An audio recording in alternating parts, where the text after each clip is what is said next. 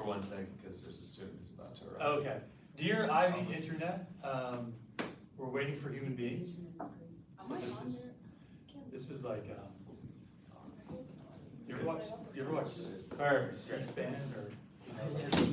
Yeah, where they're just walking around.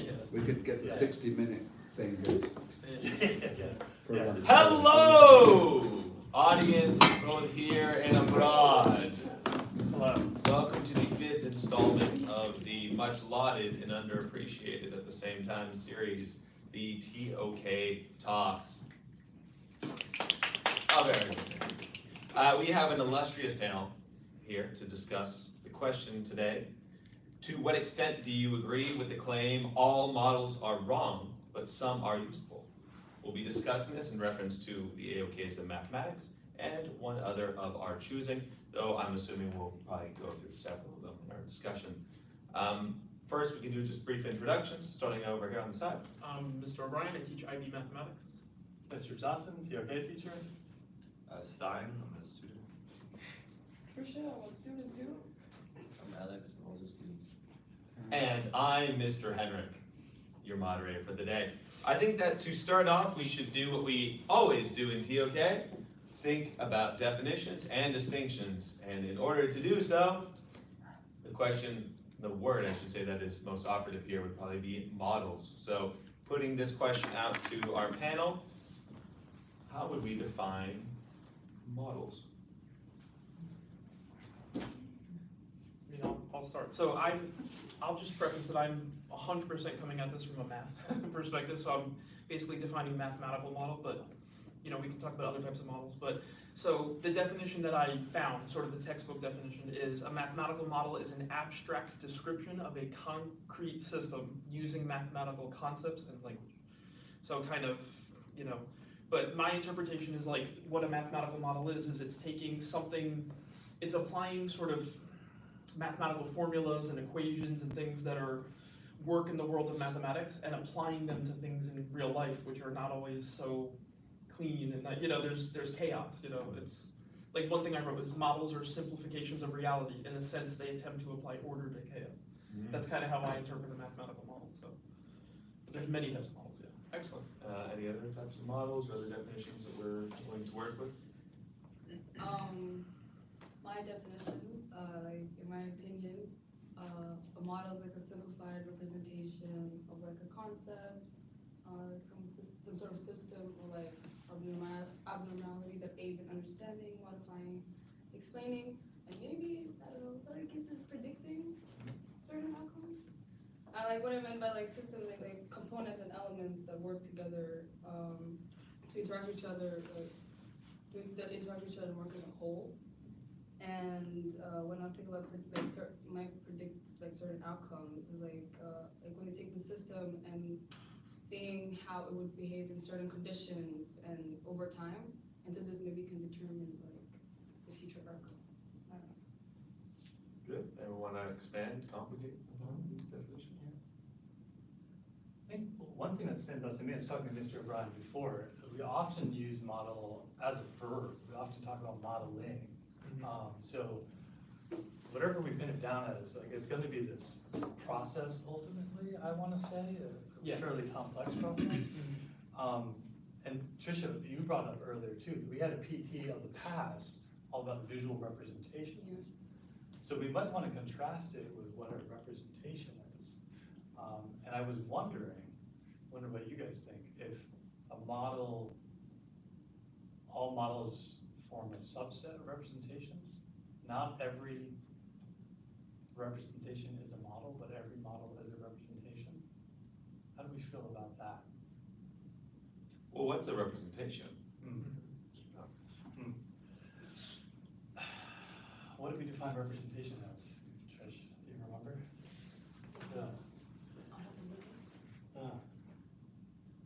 Definitely the same language you were just using, so definitely a simplification, something that may intentionally remove irrelevant details.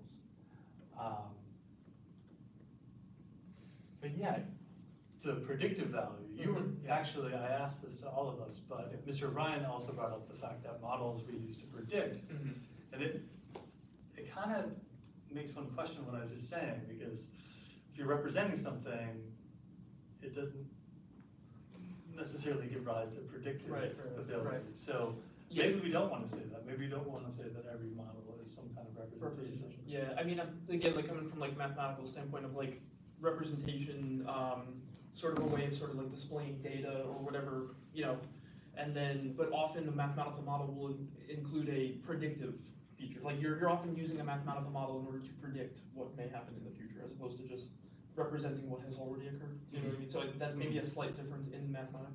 So we're making distinctions here, it Mhm. sounds like, I think, yeah. between a model whose main goal or purpose is to visually represent Mhm.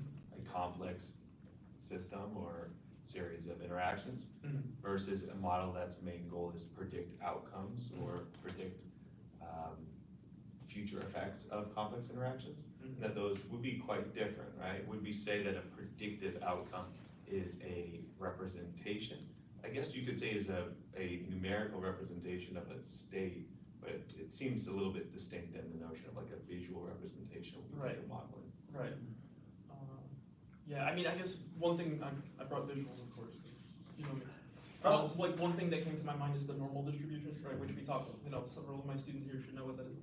It's basically just, it's a probability model for basically like large data sets that are often naturally occurring things, so like heights of people, number of apples on a tree, right? And it's, you know, and it basically says that like majority of the data is close to the mean and et cetera, and, you know, it represents large data sets, but it's also used to predict value, you know what I mean? Yeah, does that make sense? Yeah, yeah, so it's representing data and used in a predictive manner. I don't know if that makes sense. What does that predict?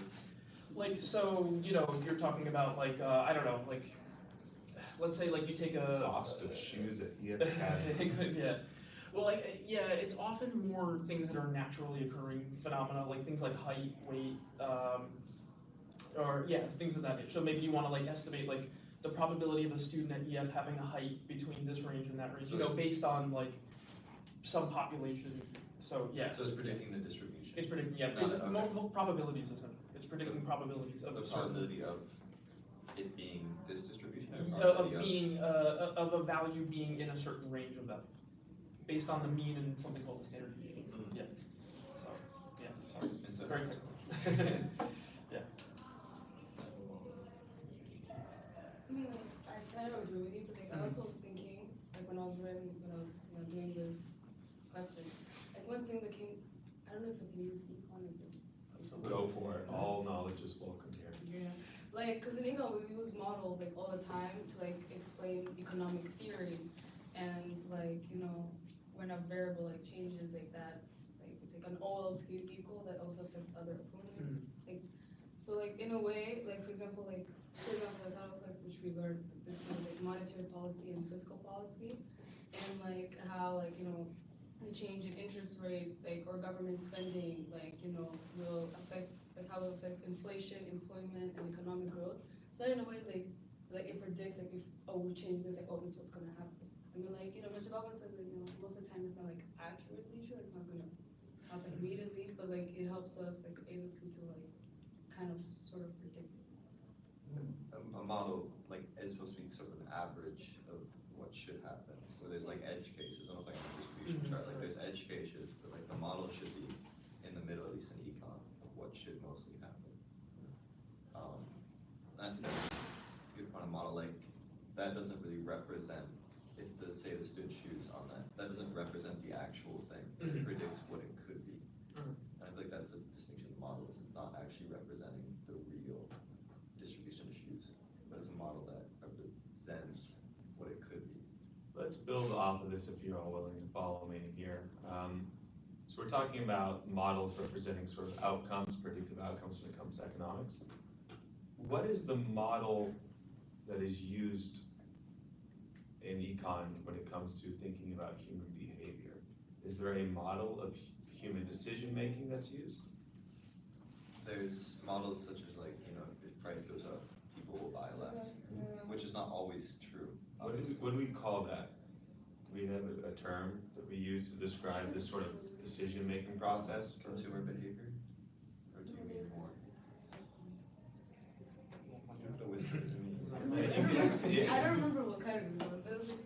Do the people behave just sort of, Psychology. like in a way that doesn't make sense logically? Oh, is there like does it ever predict them behaving in a way that There's doesn't? this principle of rationality. Oh, what was that? I'm sorry. Rationality, Rationality. I believe, I'm not an econ expert, but yeah, I think rationality is typically assumed, yeah. Which is a rather large assumption, given how irrational we are. You assume rational behavior. Yeah, Do we think that most people are, just from anecdotally, rational with their economic decision making? No, absolutely not.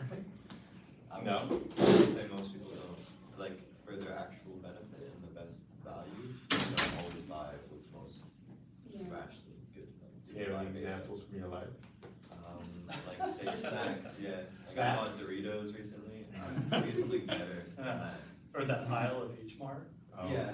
that's pretty brutal. Terrible. Yeah. So, I mean, yeah, I could get a lot of better things, better value, make my life better, but it's just like, I'm feeling I want those Doritos. But so that's a weird question. We tend to think that these economic models are useful, though. They seem to be based on a model of consumer behavior that we're admitting right now seems a little wrong, maybe not technically representative. I would say, like, if we look at, like, say, like, democracy, right? The idea is that people, when acting, like, in large groups, will create much more rational, like, overall decisions, as, like, the crazies get middled out, and you get a more rational center. This is the idea. Or like you say, like, jelly beans, like, predicting jelly beans, people much closer in a group. So I think in econ, that the hope is that in the massive groups, those small changes are modeled out. I wouldn't say econs, obviously they're not perfect models, that's the whole point, but the averaging out of all these people's decisions into more predictable behavior, such as prices going up, the less people will buy. Except for the person who's like, I wanna spend more on Doritos. I want those Doritos. How do you think that fits into the question? Again, all models are wrong, but some are useful. Haven't heard anything from Alex or from the edge there.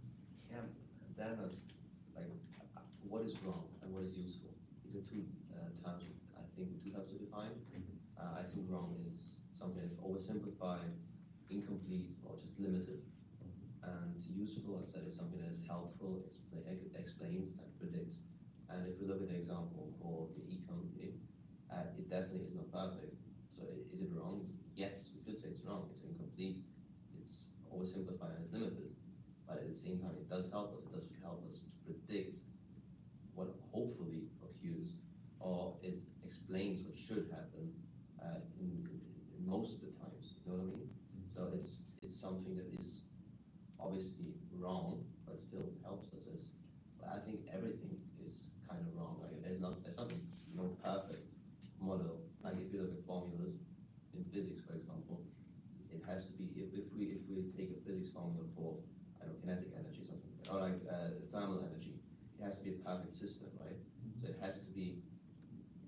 It's an ideal world, but we don't live in an ideal world, so it cannot be perfect. It always is wrong, but it still helps us understand the theory, or like it just helps us understand physics, even though it does not. At the same time, it's not the real world we're applying to. Also, if it's like not like real or if it's like wrong, like, then how can it be useful? Because those two terms, something's wrong, normally we think, oh, then, I'm not gonna use this because it's wrong, it's not accurate. So, I'd say a model has like a purpose it's trying to show. Like you switch, models based on what you're trying to do. So I'd say, a model, it can be useful in the scenario in which it was created for. It's like econ, if you're measuring like that GDP should grow, you could use an LRS model and you'd see this is what should happen, and we can use this model to predict that. But you wouldn't use that in another case where you have to make the model for the specific scenario that you're looking at. I'm wondering now whether the first half of the quote, models being wrong, if that even makes sense to us. We might want to criticize the language here and zoom out. In philosophy, we would call it category mistake. So for example, if I say, our opinion's yellow, you guys should look at our that. opinions. Our opinion's yellow. opaque. Good, so Trisha's face, that should be the face of all of us right now. So our opinion's yellow. Blue. You can't say, okay, Mr. Hendricks going with blue. I agree. Purple over here, yeah.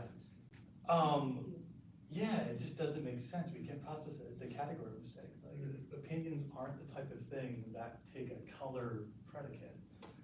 So based on how we describe models so far, it's still not clear to me exactly what they are, or any of us, but at least they don't seem to be trying hard to be truthful or fully accurate in that sense. So to call them wrong, almost, it strikes me as being a category mistake. I'm gonna pragmatist in here though, Yeah. real quick. Ah. I see where we're going with this, but I do wanna make sure that we leave the pin open. Even if we say that this is the incorrect use of the word, there could Ah. be maybe more poetical meaning here.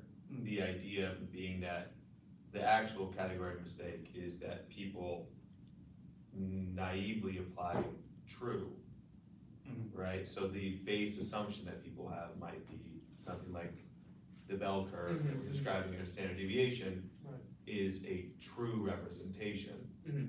And that this phrase is just responding to that sort of underlying assumption, which I think you're right, we can maybe philosophically say that we should remove ourselves from that space.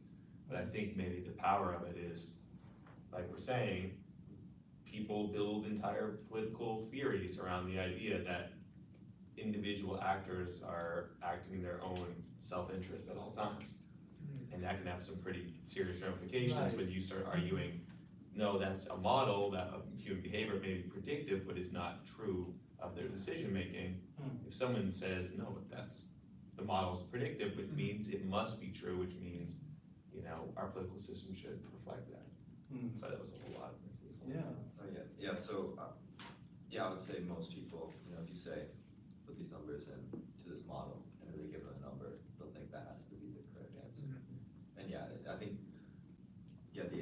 the question it's asking is, should we, change our view of models and challenge it, try to find examples where maybe, it's a different, I found a quote that I thought was really interesting. I'd be interested to hear your opinion on it. So, okay, it goes like, so it says, like heuristics, models work as a consequence of the fact that they are usually helpful in most situations, not because they are always helpful in a small number of situations.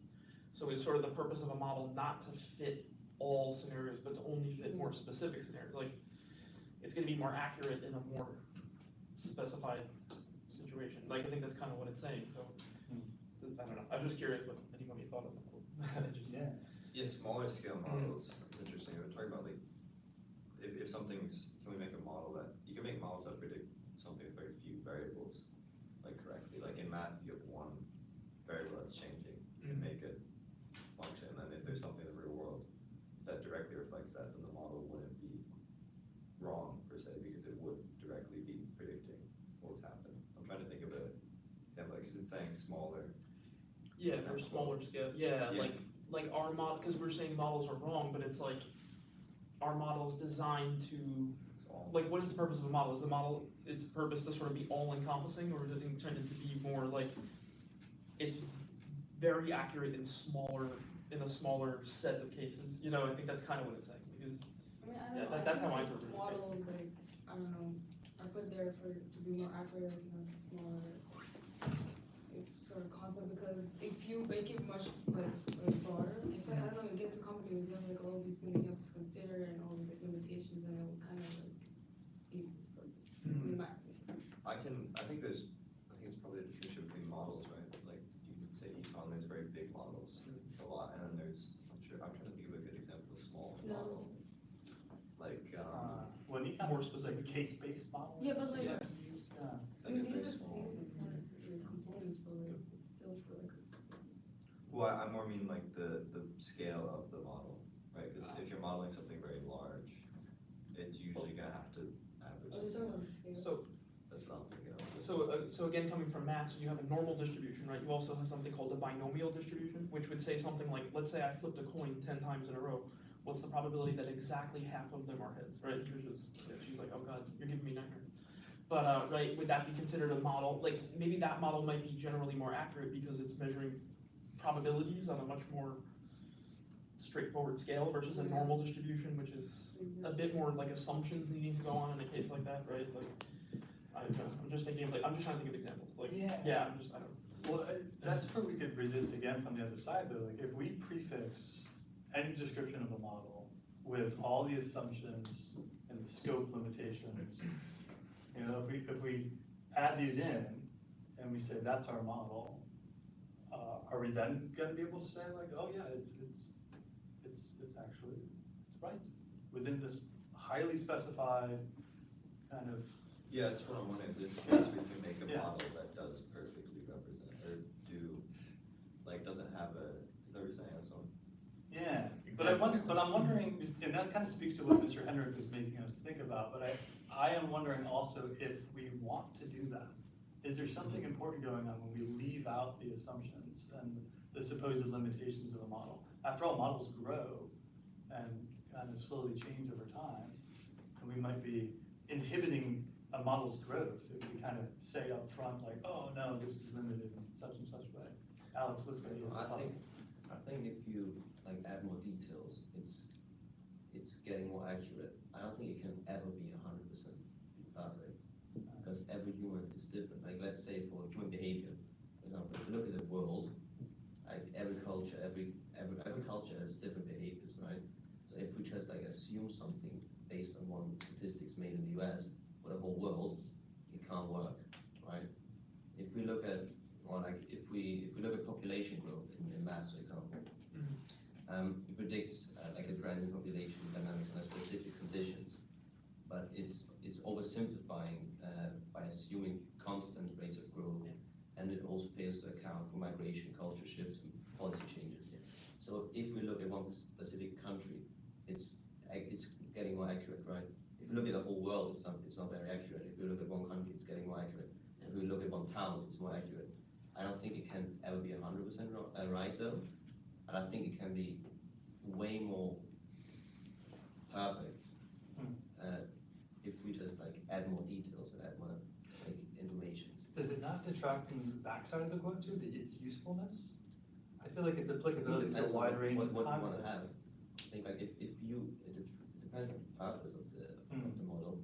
If you want to have, I don't know, if you just want to have a general knowledge about the world's population, it would not be useful to look at the Austrian population, right? It would be more useful to look at the world's growth, even though, and you have to but you have to know why it's not 100% perfect. But it depends on the purpose of the model. If I want to, Maybe what you're saying, Alex, this is making us realize that what a model is with respect to each AOK is going to be quite different in nature. Excellent. Mr. Hendrick was headed. So I was just thinking, we've been stuck kind of in the number side of the world. What if we moved into the area where there's a little bit more language going on? I was wondering what a model would be like in the AOK of history. What does it mean to have models in history? What is that? I can think of timelines, Tell me more. like if you're setting up like events in a row, and in that model, obviously you can't put every event. So you're creating a timeline based on the usefulness of like if you just want the major events of World War II, and then which major events do you want? So like a timeline of industrialization. Yeah, Right? right. You're choosing and putting in different events and That you think technological are report. Okay. and the usefulness there. So then the usefulness is if, depending on what you're trying to study in history, is what you're basing off of that. Good. Can you think of any other models? Well, I want to keep that pen. That's excellent. Any other type of models that come to mind? For like just history? History, yeah. How about this phrase? Let's put this one up in the air. Have you ever heard of the term just war? Anyone explain what a just war is, or should I? This is bad, I got my global politics teacher in the corner. It's like, it's a war that, I mean, I define it as like what it sounds like. It's a war that has justification. Usually it's like if there's a human rights violation or a just war, maybe a defensive war. If someone's invaded you, it's a just war to defend yourself. Trying to think about the idea is the war is not one of expansion, it's not one of conquest, not one of violating human rights, it's one that is in response either to an invasion where you are acting in self-protection, or you're acting in the desire to protect other countries and other peoples potentially. What is our model for the just war? Can you think of a war that is often understood as being just? I would say like World War II, like when the US went to Germany. Why? Because because the Holocaust is such a big, stepping on, it's a terrible human rights violation. And so the US going in is justified in that they were stopping this terrible violation. So the idea is that we took this individual experience in history, this war, where there was a seeming motivation to do so because of protecting human rights, and we had these atrocities committed, and then now, if you're in your Globo classes, you're saying yourself, you have this concept, just war, and you would normally go to this historical event as the model of that just war. Is that useful? Do we see any issues? Is there right and wrong to be applied here as well? I can't help but, as a previous scientist, I feel like history is a case of science envy here. Like that way of modeling, like finding the cause of the impetus of something like a war, in physics we would call the initial conditions. It's like you know the initial conditions, and then you take the model to predict all these other phenomena. And so it seems roughly analogous that the historian is trying to do the hard work of finding what the exact impetus was, like, the scapegoated cause, the one cause to rule them all, and then to kind of run the model, see if it explains, see if we can capture as many events as possible under that one large assumption. And I'm not a historian, but it seems, I'm suspicious. That seems too similar to the scientific approach. And so surely there's something, history is way too complicated. Yeah. It's like, look how reductionistic that is. Like in physics, we can get away with reductionism often. There's a lot of reasons why the US went through the war. And that's the one I bring up for the just war one. Yeah. But, I would say that using that model, I would even say that's a lot of times harmful, just war theory in history. I don't think it's just been a way for politicians to say this is justified and we can kill as many people as we need to. So even if a model could potentially be not wrong but accurate, it actually can cause harm? Yeah, or I wouldn't say it's accurate there. Not necessarily like harm, but like it could like plant some ideas. Okay. It could like plant like some ideas in people's heads, because like if we're like going out there and saying like, oh, this history, this war like, was justified, so like it's okay. It would like have like feel like, oh, so if this country does this to me and I like go and declare war, then that's justified because they start like, then it kind of beats the whole like, peace kind of. I don't know. Can we think of any situation though, maybe in the modern world, where that model and knowledge of that model might be important in global political decision making, or potentially something like global law? Knowing why that model was put into place and you have to know that you're working globally, like what justifies going into a country, what justifies intervention and taking away like the sovereignty of another nation. I don't know, what do you mean by that? Like, what's in Kind of building off what you're saying, right? Like, so we're talking about the utility of the model. One hand, we were talking about this idea of historical models being predictive. But another place that historical models seem to be used is, I'm at the UN, and I'm arguing that an event that is occurring is based on our model of previous events meeting a certain legal category, right? This war is justifiable. See previous wars that we have modeled as examples of this war. Therefore, sanctions are not appropriate here, right? Like the idea of historical events being models by which we base law, politics. I would say, but what they're really based off of now is the rules that they set in place because of those, and not necessarily just saying, because this happened and we went to war, we can do it again.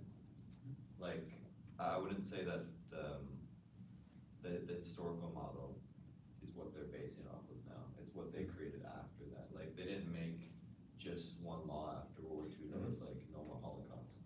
They created like a bunch of different human rights violations that they then follow from there. The model being that like they're trying to prevent things that haven't happened yet either in those laws. And so I would say the historical model isn't like covering everything that they're doing there in that specific case. I mean, I would say that it is, yeah, it's influencing it.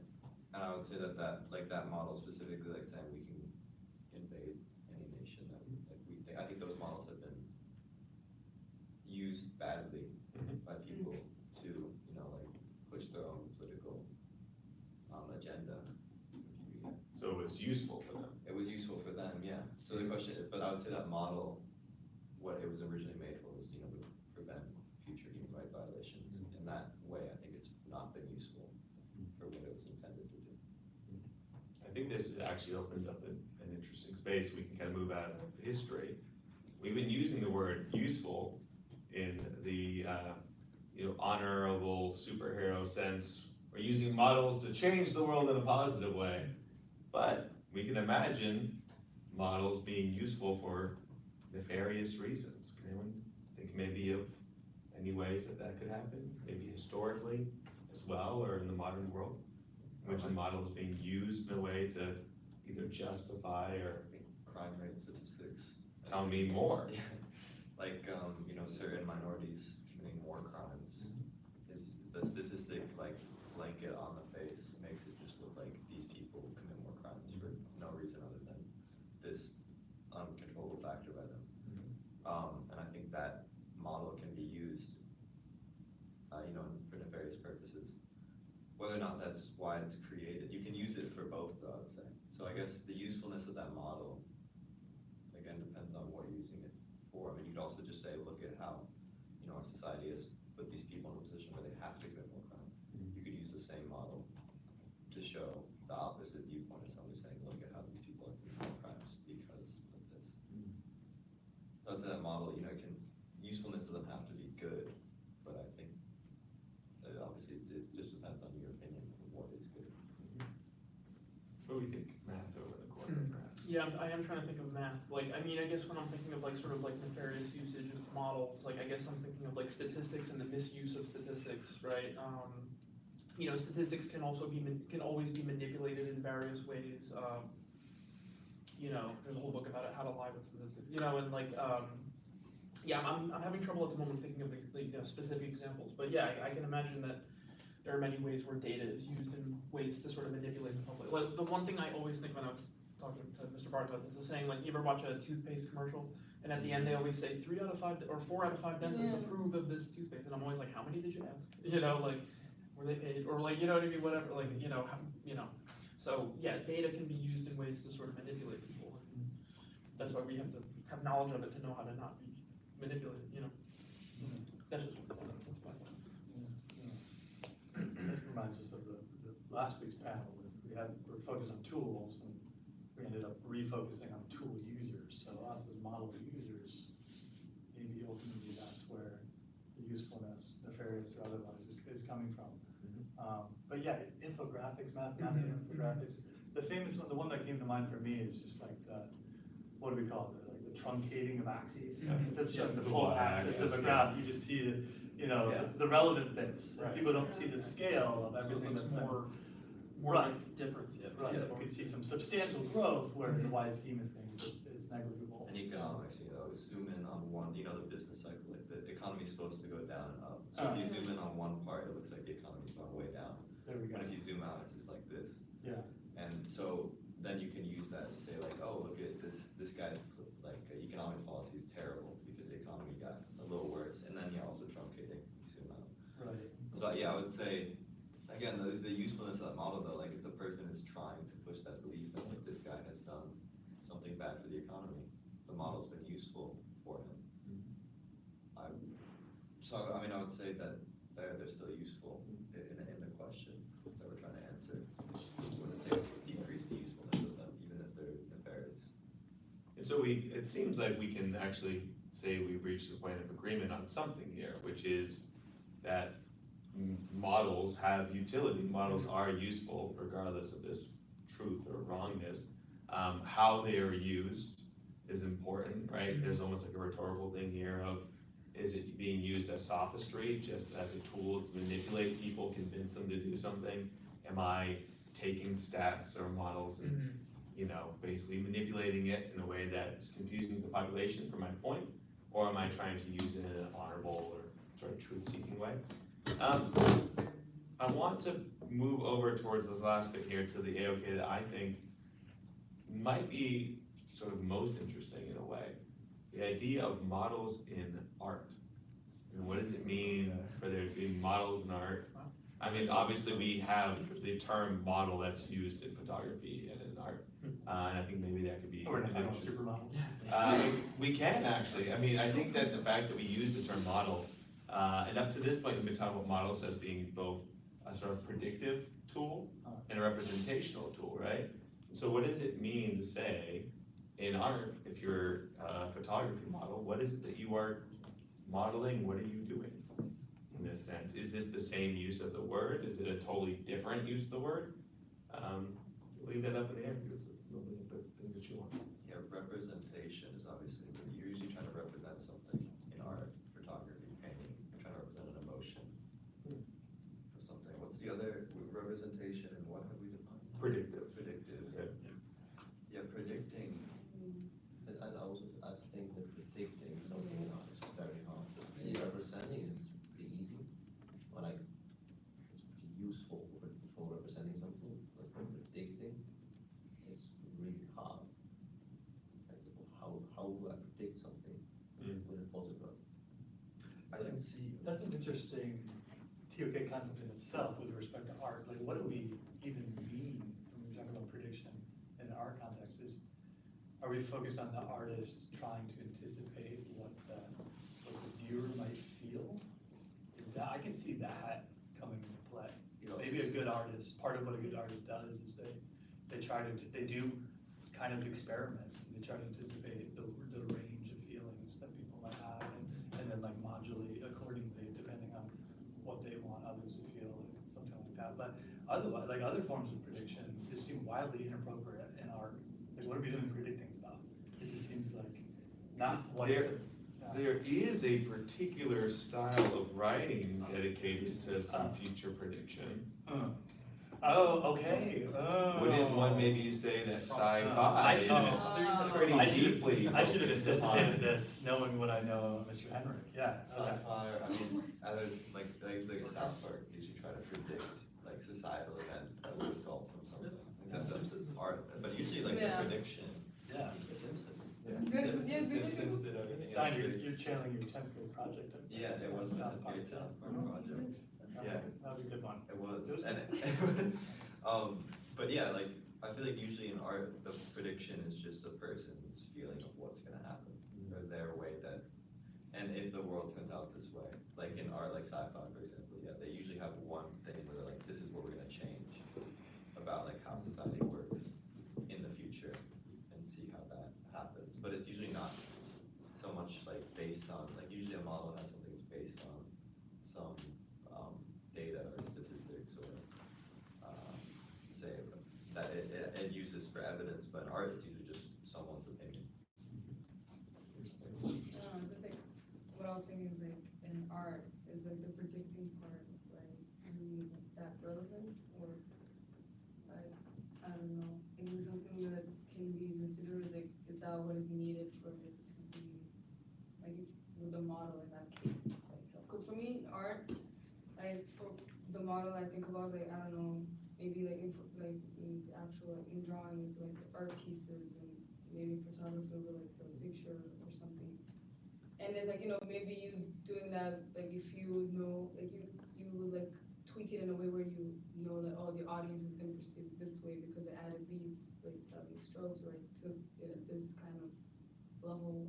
I don't know terminology for film, but yeah, I don't know if like us, like if having that predicting like part of it, like if it's as What about your own art of dance, Trish? How would you put it in the language of dance? oh my god, now that's I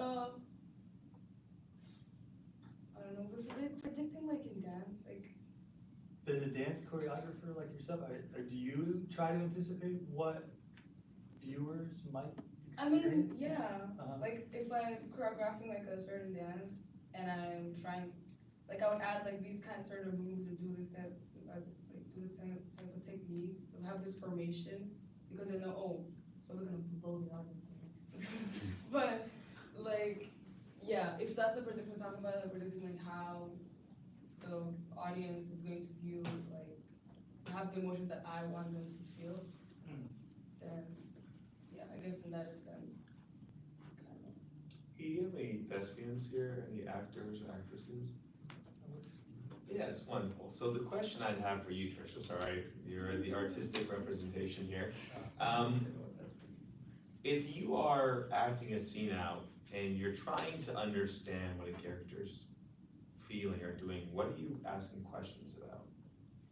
Like, what is my motivation? Like, what does my character want? Motivation, right? Yeah, right? How are they feeling? How are they Yeah. feeling? And if you are a writer of theater, right?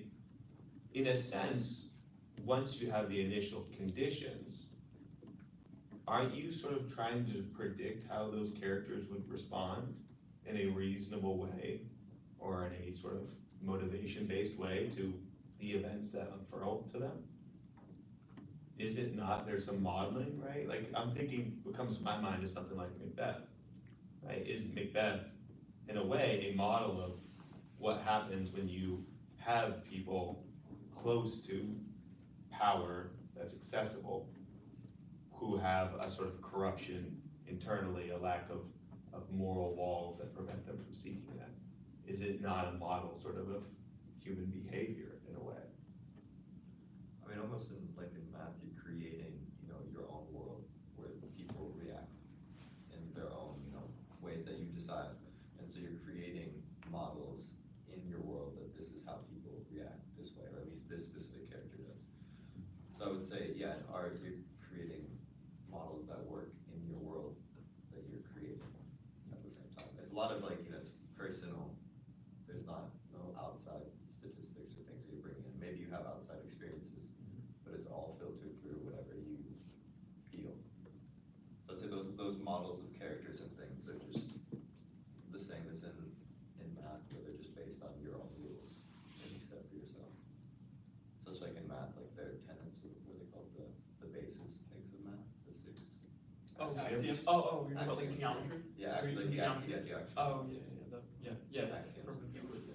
So you're kind of saying the core of a model, if we're allowing these different AOKs to connect, which I think you're doing well here, a model is at its base unreal. It is coherent and cohesive, or at least is attempting to be, right? And that in this world, it has its own maybe logic, its own rules, it has to follow sort of a structure, and then that thing placed onto the actual world, or whatever thing it is modeling in a sense, is useful insofar as it is either representative or predictive. Do you have any problems with what I said? Does that kind of make sense? So yeah, besides, I feel like communicative is another thing that most, I think a model should be communicating something. It's just representing it, most, at least as I'm thinking, most models communicate something. Does that communicate well? I mean, it should communicate well. It's probably usefulness, if a scientist looks at, you can have really complex models that I wouldn't understand, but a scientist would be like, oh, that communicates well to me, because I know all these other things that I need to understand this model. So there's simple models and complex models, so they communicate well to someone who you intended to be used by. I see you chewing over here. That's a joke. Well, I'm wondering, No go. because we started with application, like our models, and with your last example too, of an actor or actress predicting, you know, what other characters might do, are they part of the property of math and the sciences, and then through application, they find their use in our other AOKs? Is that something we wanna say, as opposed to models actually, like, is there a model of art, or are we using a mathematical model or a scientific model and applying that to our production? Well, no, I don't necessarily mean modeling, I just mean using something that kind of comes from mathematics or the natural sciences and applying, because they have this unique There's a good goal. definition of a model. Yeah, it's very defined. They have this application goal that you outlined in the beginning, given their abstract status. And so like, they may be the generators of models, and we may find ourselves using mathematical and scientific models in our other OKs.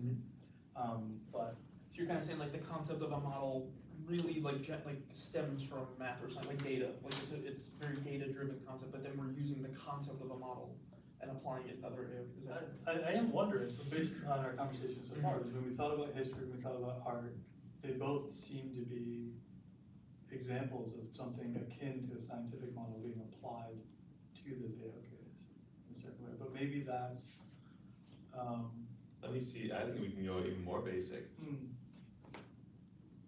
I mean, I'm having a really hard time like imagining how how modern arts is predicting something. I don't think it is. I'm just having a really hard time imagining it. For example, if we look, the only thing I could think of is like, for example, photographs that make us humans aware of something. Like, let's say if we have a photograph and it's like showing us a picture of like 15,000 dead penguins. We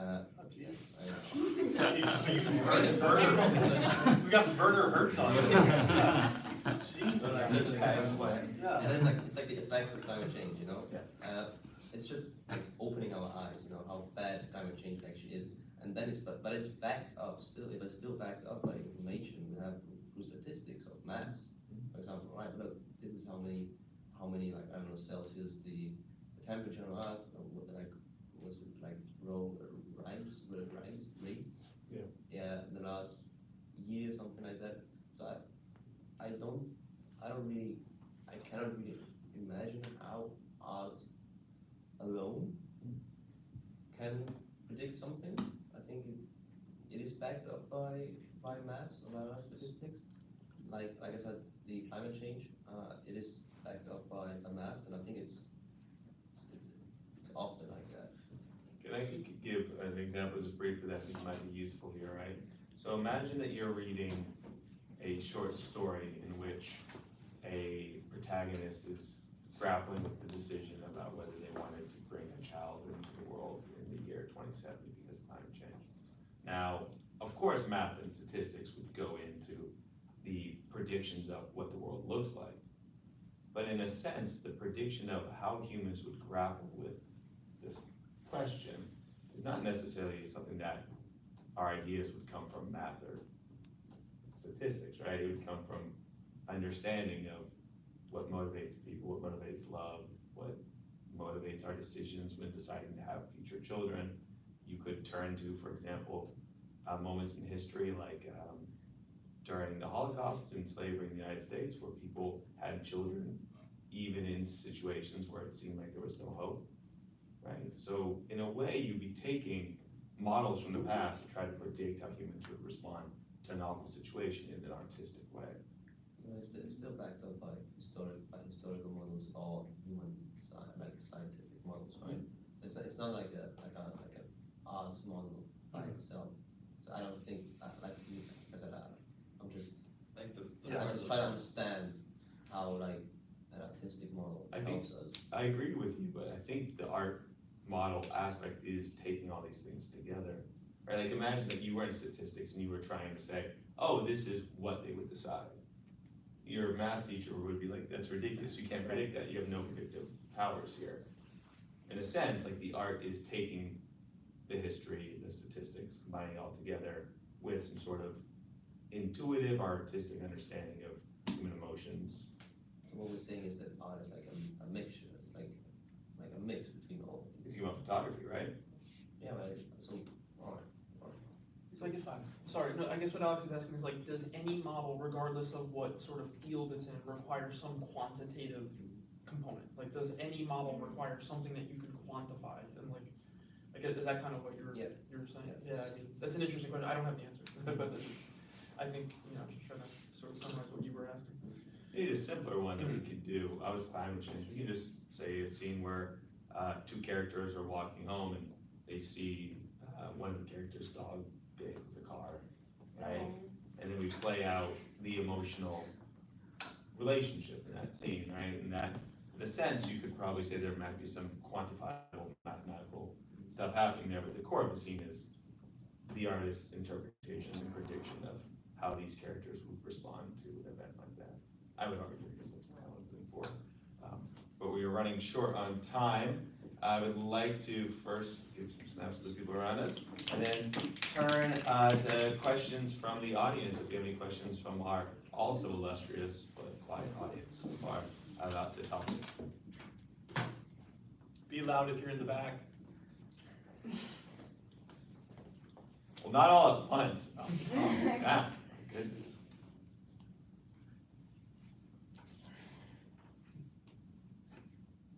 Liv, you look like you have something to. You really look like you Yeah. just something round at the tip of your tongue.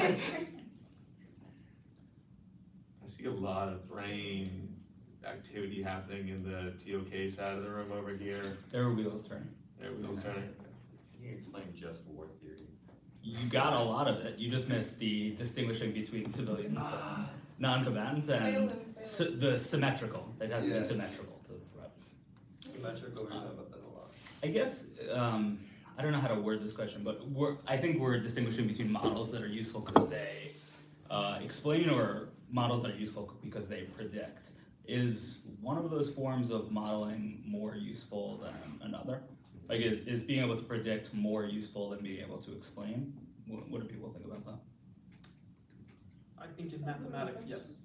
In mathematics, I think the predictive nature is very important, especially when you're talking about things like probability models and where you're trying to sort of come up with some result, like, what's the probability of X result happening? I think in that case, the predictive nature is more, but I'm sure maybe in other fields, maybe the predictive nature may not be as necessary. Yeah, like That's what I art, I would say explaining would usually be more useful. I really think it can change just depending on what you're doing with it, explaining versus predicting, but. I guess because your discussion like definitely stretched my mind, because when you mentioned just war theory or just law as a model, I was like struggling. I never thought about it as a model, but it's a model of like clearly not what actually happens. Similar to the opening of your conversation where people were saying models don't explain all of the data, they explain what should happen, which I think laws are like that as well. They explain a boundary or a standard of what should happen. Clearly it wouldn't have to exist if it represented how things actually were. Yeah, sorry, I'm still just processing. No, that's great. And I think that's a wonderful place to leave us with this idea that we got, oh, wait. Last minute, Ryan, speak not if you don't have. The first part of the question says, all models are wrong, and you're asked whether you agree with the whole statement, which includes some models are useful. Is there anyone on the panel who has an example of a model that is not wrong? I can imagine if there's a very small model. I don't know if I can't think of how We were a little short on time. I wanted to bring this idea up, so The model of the atom, that small? we like small data. we have recently mapped for the first time, neuron by neuron, an earthworm's brain. So we actually, because it's small enough, I believe it's in the hundreds of thousands, it's not even into the millions of millions. So we have a model of an earthworm's brain, which is 100% accurate based on the fine grainness of neurons. And that, I thought, when I was going through this, is the first thing you'd have to deal with in this question of models being right or wrong, is if you set the lower boundary not at an accurate atom by atom representation of something, but at I define my lower boundary of fine grainness, and then we actually are able to hit all of that representationally. To me, that would be an example of a potentially right model. Assuming that's the good earthworm that you chose and not an unusual earthworm brain. Yes, and it would be a model, in my opinion, of that earthworm's brain, right? So a representational versus an explanatory model for all earthworms. And that would still be useful, right? If we could figure out how that one earthworm's brain works in terms of neuronal electrical charges, that's valuable. Of course, it might not be right going forward for other earthworms, but it would still be valuable. And it would be a model that we could argue, if you, again, lift up that lower end from every single atom of the earthworm's brain to the neuron level, it would be accurate, I'd argue. Though you could still say that you could model every atom if you wanted, and then. Hypothetically, yeah. So, I feel like there's models that you could make that are correct. So I would say all wrong. But then the idea again comes to utility, right? Because the usefulness would be, we can say with 100% accuracy, this one earthworm's brain we got a copy of representationally, and then you could try to argue from there that it is more or less useful. But it's probably less useful than a less accurate model of earthworm brains. Yeah, earthworms go toward this now. Yeah. It's probably more useful than this earthworm will, maybe. And on that note, I hope you all go and smell some earthworms later. I appreciate all your attendance. I have to go to duty. Goodbye. Great job, everyone.